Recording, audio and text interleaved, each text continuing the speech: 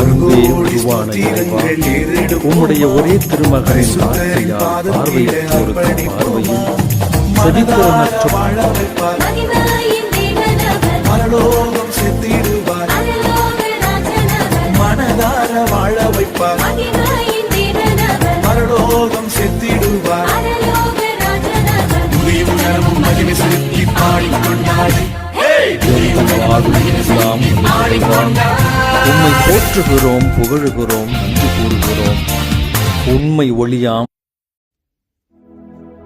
சத்துரு விழுந்தானே